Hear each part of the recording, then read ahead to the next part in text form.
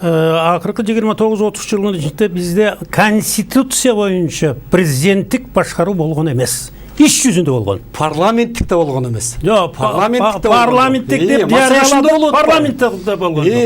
А бирок иш жүзүндө туура айтып атасыңар, ошол ким бийликке келсе, ошол өзүнүн бийлигин улам кеңейтип отуруп, ошол президент негизинен башкарып отурду да. А бирок конституцияда президенттик башкаруу дегенди биз али киргизе элекпиз. Туура. Ушундай бүт эле көмүскө башкарыла бербесин, бирок эле башкарганга жараша жоопкерчиликти алып башкарса деген маселе келип чыгат. Маселе ушундай болуп атпайбы? Мына Ишембек айке абдан туура. Эмне үчүн премьер деген фигура 30 жылдан бери мына бүгүн да премьер деген должность бар. Анан кийин биз парламентаризм деген сөздү мындай эле оңой олтоң эле колдонуп жүрөбүз да. Парламентаризм деген бул чоң сөз.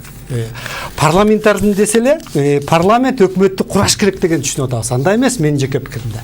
Парламентаризм деген парламенттик башкаруу деген өкмөттү куруу эмес, өкмөттү тизгиндөө, ошого противовес боло, баланста кармап туруу ыкмаларын табышыбыз керек. Эгер күчтүү президент болсо, ошо күчтүү президентке тете күчтүү парламент болуш керек.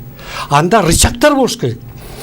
Ошондой гана системаны биз тапсак, анда алдыга жылабыз. Анан кийин мындай деп атышпайбы? Кеп адамдарда дейт.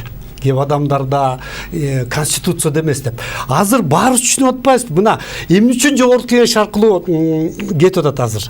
Себеби азыркы конституция менен президенттин шайлаган президенттин мыйзам чыгаруу демилгеси жок керек болсо.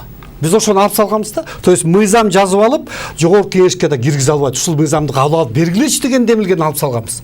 Анда эл эмнеге шайлады аны? Түшүнүп атасыңарбы? Ошон үчүн бизге мындай жөнөкөй, эл түшүнгөн эле система керек.